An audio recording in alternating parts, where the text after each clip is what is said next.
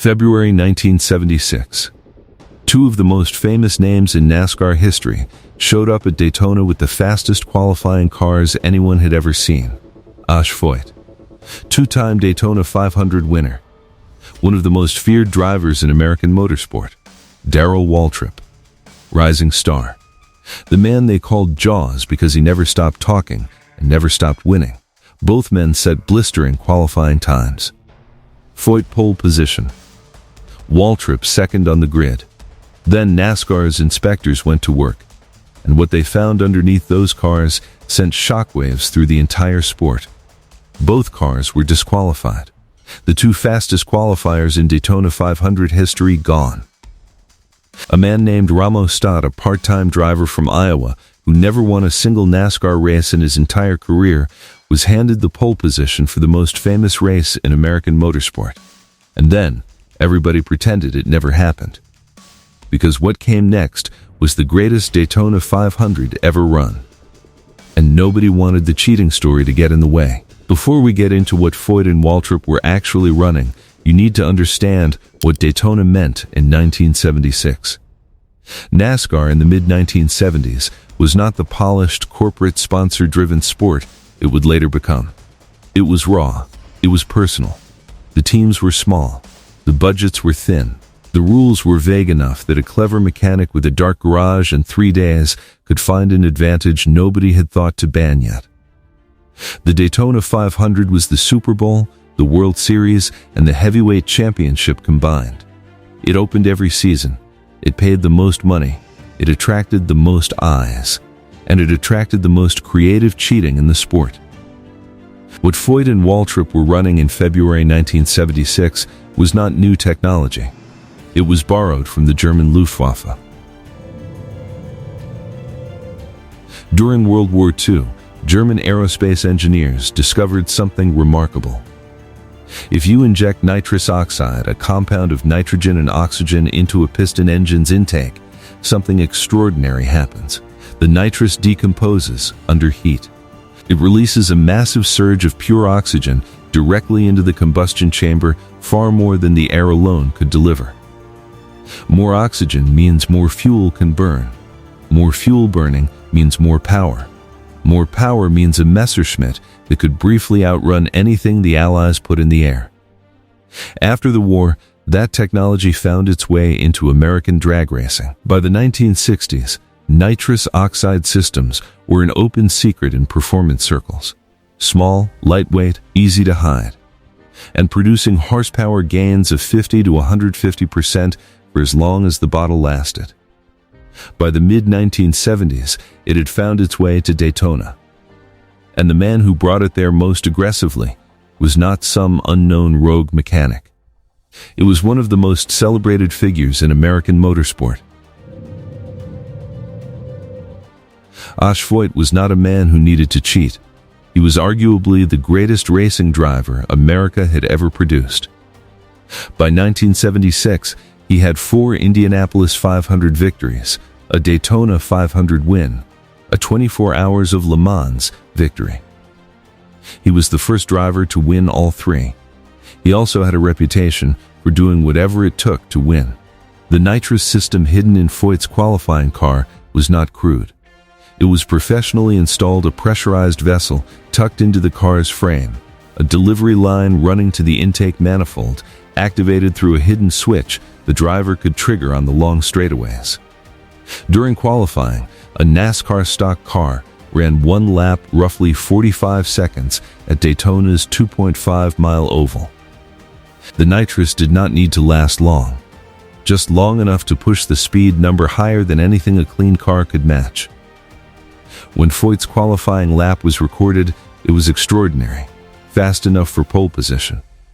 Fast enough to make experienced NASCAR engineers look at each other and wonder. How NASCAR found it is not entirely clear from the historical record. What is clear is that when inspectors went through Foyt's car after qualifying, they found it. A hidden nitrous system. Foyt's pole time was thrown out. To this day, nearly 50 years later, Foyt maintains he had no knowledge of what was in the car. That the car was run by Hoss Ellington's team. that he was just the driver.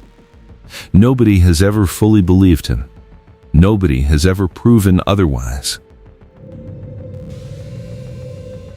Darrell Waltrip was different from Foyt.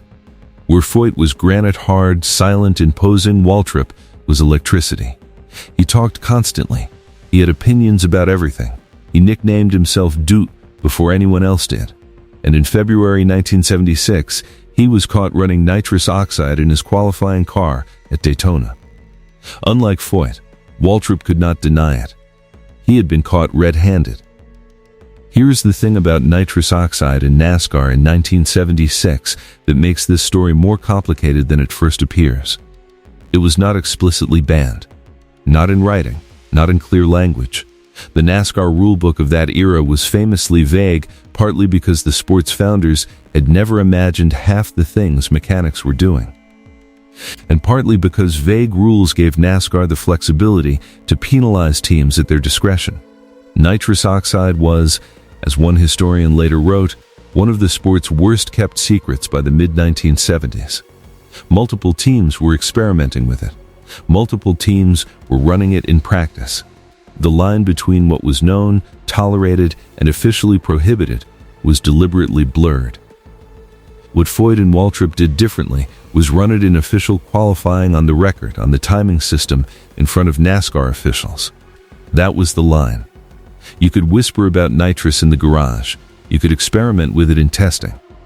But you could not set the two fastest qualifying times in Daytona 500 history with a bottle of laughing gas hidden in your frame rail. Both teams were fined $1,000 each. $1,000 for the two fastest qualifying times in Daytona history. For a cheat borrowed from the German Air Force. For a scandal that should have dominated the sports pages for weeks. $1,000. When Foyt and Waltrip's times were thrown out, the pole position for the 1976 Daytona 500 fell to Ramo Stott, a USAC stock car regular from Keokuk, Iowa, a part-time NASCAR competitor who had never won a race in the series. A man who, before February 1976, had never been close to the front of anything at Daytona. Stott did not cheat his way to the pole. He did not do anything remarkable to earn it. He simply ran a clean car. A legal car. A car that went as fast as it could go without a hidden bottle of military surplus oxygen compound in the frame. And because everyone above him had cheated, Ramo Stott started the 1976 Daytona 500 from pole position. It is the only NASCAR pole position of his career. It remains one of the most accidental pole positions in the history of American motorsport. And then, the race started, and everything that had happened in qualifying was immediately forgotten. Because what unfolded over the next 500 miles was something nobody who witnessed it ever forgot. The 1976 Daytona 500 is remembered as the greatest race ever run at Daytona. Not because of the scandal that preceded it, because of what happened on the final lap. Richard Petty and David Pearson, the two greatest stock car drivers of their generation, came to the white flag running first and second. Together, side by side through the final lap of the most famous race in American motorsport. Coming out of turn 4 for the final time they touched. Both cars spun, both hit the wall, both came to rest in the infield grass, engines dead. Less than 100 yards from the finish line. Petty's car was dead. He could not restart it. Pearson, who had presence of mind that most drivers do not possess, at 180 miles per hour while their car is disintegrating, had kept his clutch pressed in during the spin. His engine was still running. David Pearson crawled his wrecked Mercury across the finish line at approximately 20 miles per hour. He won the 1976 Daytona 500. Richard Petty, sitting in his dead car in the infield grass, finished second. The crowd erupted. Photographers swarmed the infield. Every television camera in Daytona pointed at two destroyed race cars sitting in the grass while the winner's trophy was carried across the track. Nobody was talking about nitrous oxide anymore. Nobody was talking about Foyt or Waltrip. Nobody was talking about Ramos Stott. The greatest Daytona 500 ever run had buried the dirtiest Daytona qualifying session in history. Here is the question that matters. Why does almost nobody know about the 1976 Daytona Nitrous scandal? Part of the answer is simple. The race itself was so extraordinary that it consumed every column inch, every broadcast minute, every conversation. Pearson and Petty in the infield grass is one of the most replayed moments in American motorsport history. There was no oxygen left for the qualifying scandal. But part of the answer is less comfortable. NASCAR needed Foyt and Walrip. Foyt was the biggest name in American open-wheel racing. His presence at Daytona legitimized the event for audiences who did not follow stock car racing. Darrell Waltrip was the future of NASCAR, a telegenic, quotable star who would go on to 3 championships and become one of the sport's most recognizable voices. A $1,000 fine. No suspension. No ban. No loss of points.